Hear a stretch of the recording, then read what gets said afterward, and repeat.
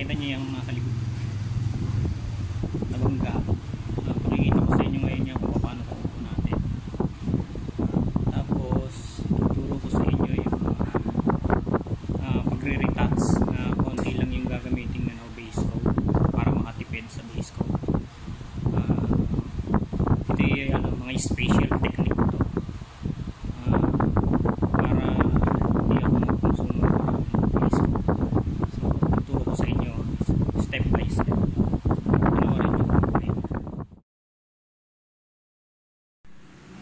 Mga idol, habang iniintay natin matuyo yung ating niretouch ng binilot na tape, ito muna yung gagawin ko. Pakikita ko sa inyo kung paano natin natin yung napakalaki, di ba? Oops.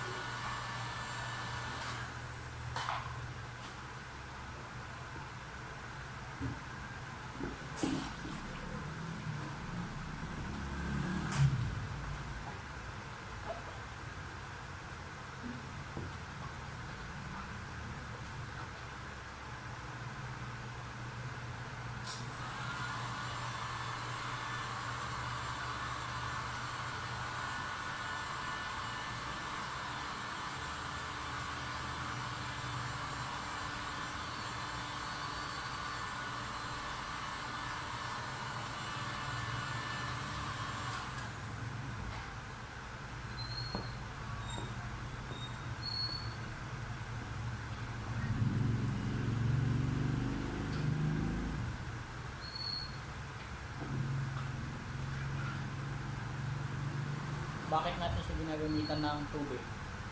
Para pag lumamig siya, hindi na babalik din sa dating pagkayupi. May tulak mo na.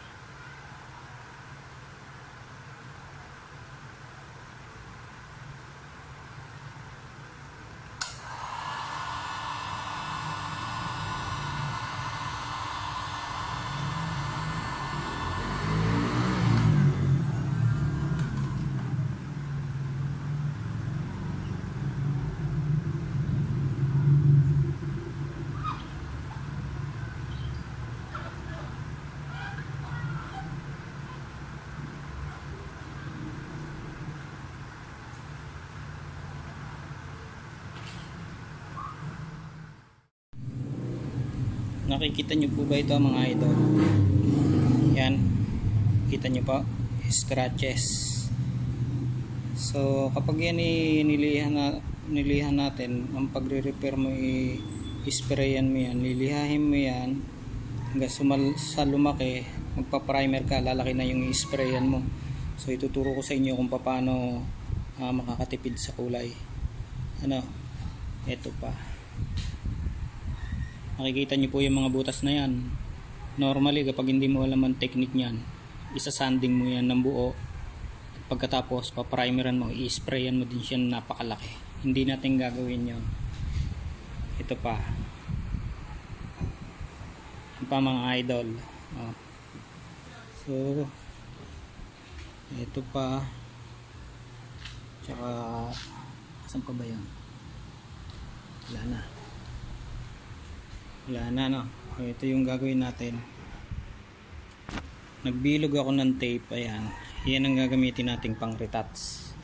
Gamit natin yung tape na yan. Magre-retouch tayo ng bumper. Ito nakikita nya. Re-retouch natin yan. Pagod ang kamay, nagbaklas ako ng bumper nangangatal tuloy. Yan.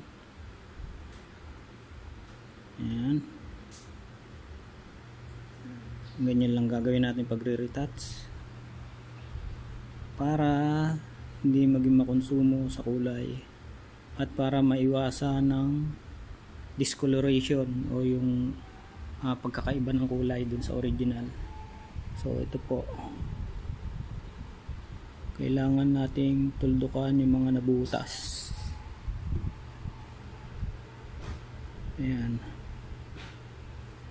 pwede nyong gawin to kung kayo nagtitipid sa kulay, tapos less pa yung yung discoloration para hindi mabago yung kulay ng original. Ganito na lang gawin nyo. So ito pa po. Ayan. Diba? Ang pangit. Ayan. Ito pa. Ito.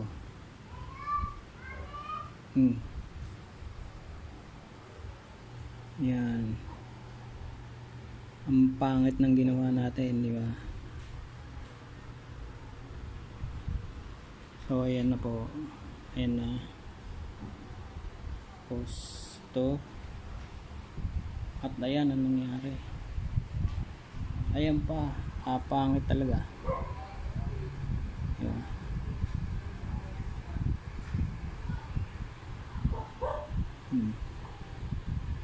Ayan, magagalit sa atin ang may-ari ng auto na to kasi ba't natin ginanyan. So yan yung mga technique ko, mga special technique ko yan para hindi maiba ang kulay. Patutuyuin ko yan mga idol. Ayan.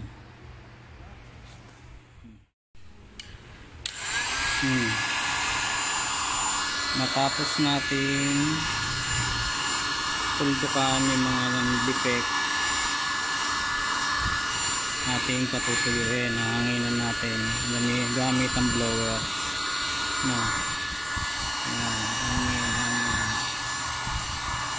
Hanggang sa matuyo. Pero ingat sa pagbo-blower, baka maluto naman yung bumper, mas malaking problema. Ayan.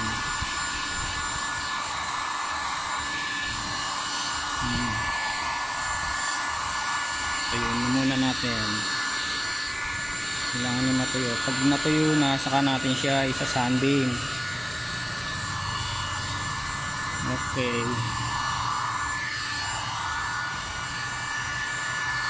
Anong purpose? Bakit ko siya ginanyan? Normally kasi kapag ito, dahil malalim yung scratch niya, kapag yan inilihan natin, magpa-primer ka dyan na malaki. So ang gagawin mo ngayon, mag-i-spray ka, malaki na rin. Dikit-dikit yan. Ilan yan? 3, dikit-dikit. Pag yan yan pinarimeran mo ng lahat, i-sprayan mo yan ng lahat. Ay paano kung hindi parehas yung kulay na gagamitin mo? Mag-off color sa body. Ito tulad nito, hindi naman apektado to, so hindi mo dapat galawin to. I-sprayan mo lang yung portion na yan at saka ito, tsaka yun. So ang ginawa natin, hindi natin pinarimeran, tinultukan lang natin. Pag yan na tuyo na, lilihain ko, at pag napantay yan, pag napantay, i-sprayan lang yan ng kaunting-kaunti, tapos saka natin ita-top coat. O hintay muna natin matuyo.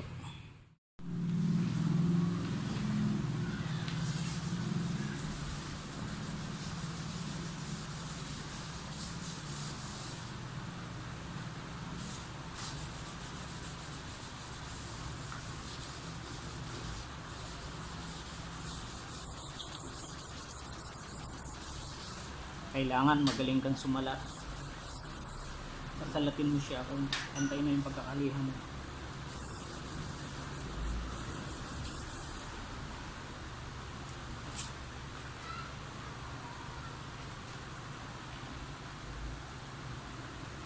Okay na siya mga idol. Primer na tayo tapos kulay na.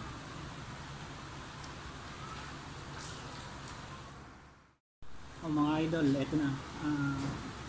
Natapos natin yung application ng Pulitat. Sasanding ko na siya para kasunod na ay primer. So natapos natin siyang i-denting, wala na yung deform. Yun o, okay na. Pag siya na i-primer natin, patutuyuin lang natin ng konti para masanding natin yung primer. Kung nakikita niyo yung mga pinagduksungan na yan ng body filler, yung mga yan, kailangan pag sinanding yan dapat pantay, kasi kapag hindi pantay yan at kinulayan mo, makikita yan, may marking siya. Kaya dapat yung pantay pag nagkuhan ka na base coat ka, dapat pantay na. So yun. Tapos ang i-sprayan lang natin ay itong portion na to hanggang dito. Baka tanungin nyo, ay bakit hanggang dito? Eh niliha mo naman siya ng buo, bakit yun lang i-sprayan mo?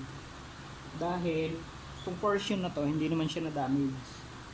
So ito dapat talaga ma-preserve mo siya kasi siya ay kakulay ng body. Pag yan yung sprayan mo ng buo, paano kung hindi 100% color match yung binili mo? Mas malaki ng problema mo. Magkakaroon ka na ng problema doon sa body.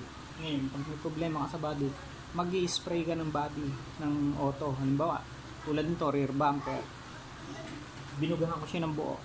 Ano mangyayari ngayon? Hindi siya color match. Gagawin ko ngayon yung quarter panel mo. Kahit yung quarter panel mo walang problema, madadamay. Kesa mag-adjust ako sa bumper, ipipade out ko na yung quarter panel mo, which is tama naman yun, legal naman yun, kaso hindi dapat magagalaw yan, diba? Kasi may option ka pa dito sa una eh. Bakit mo gagawin yun kung yung unang option mo ay mas maganda, diba? So yun ang iniiwasan natin, kaya hindi mo siya dapat isprayan ng buo kasi nga baka mag off color, mas malaki na yung problema. So ipa-primer ko na siya. Yun, matapos natin siyang unatin, ilagyan na natin siya ng body filler para magpantay yung surface, para maging makinis na ulit siya. So ito yung yung tinuldukan natin kanina, nalihap na siya, pantay na. Tapos ito medyo napudpud siya, pero ang objective kasi natin, mapantay natin yung mga butas nang hindi na tayo gagamit ng primer. So yun, natipid na natin doon ay primer, kasi kung ipa-primer pa natin yan, mas marami pa tayong makukonsumo base coat o kulay. Pwede pa tayong magkaroon ng problema sa discoloration o yung hindi match ang kulay niya. So ito pa yung isa, yan yung kanina, pantay na din siya, kaya happy-awan na lang natin siya ng kulay. Konting-konti lang consumption na maubos natin sa base coat. So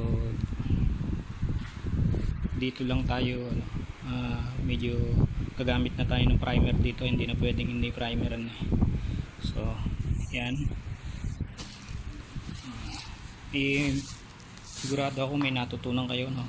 So tapos ito, kung mapapansin nyo, hindi ko siya sinanding.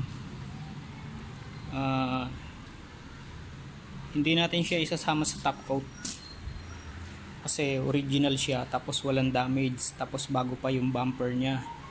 So ibig sabihin makinis na makinis pa yung top coat nya. Tetapan natin siya papunta dito, yan hanggang dito, para pag nag top coat tayo hindi na natin to isasama kasi maayos naman siya eh. Walang problema.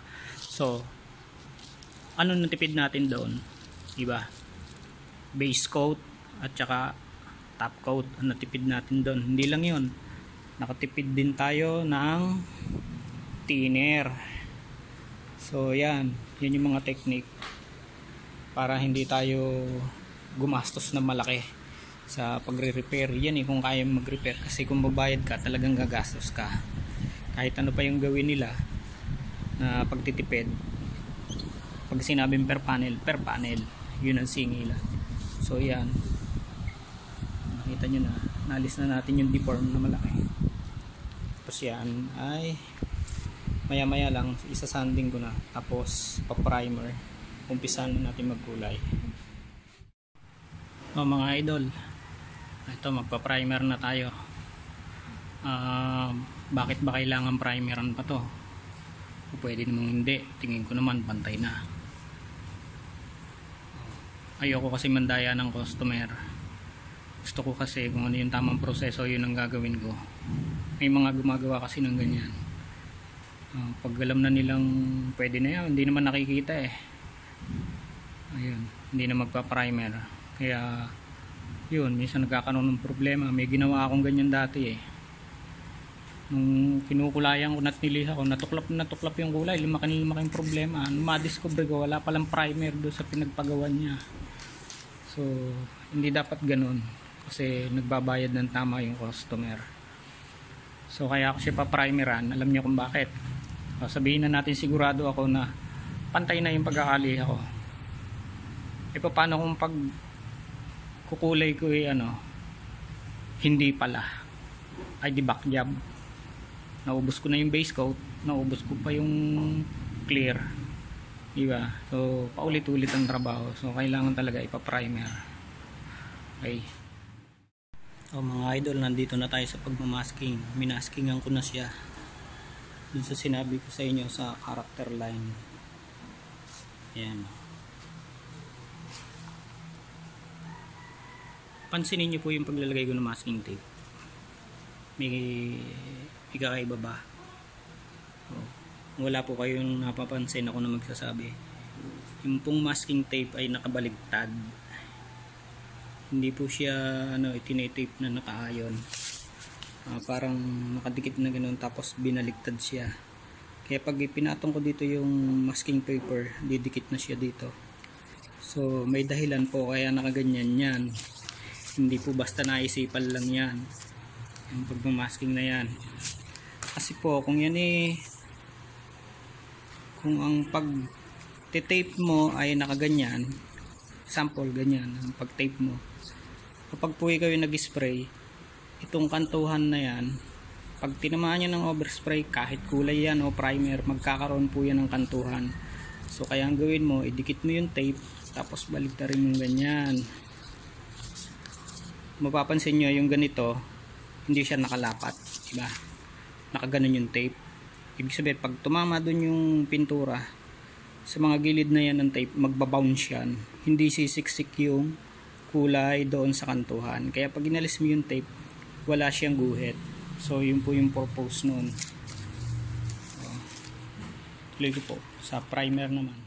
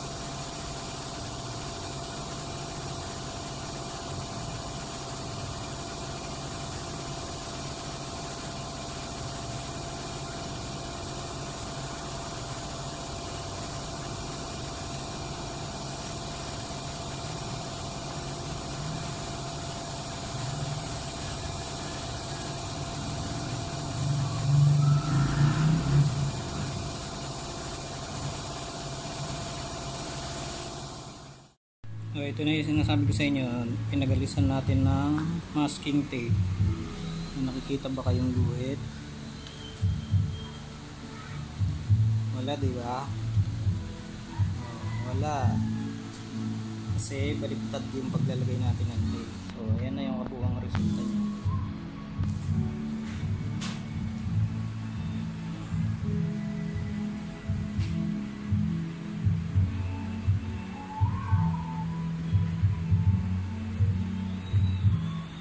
Oops. Ito yung may damage. Okay na. Meron pa ba?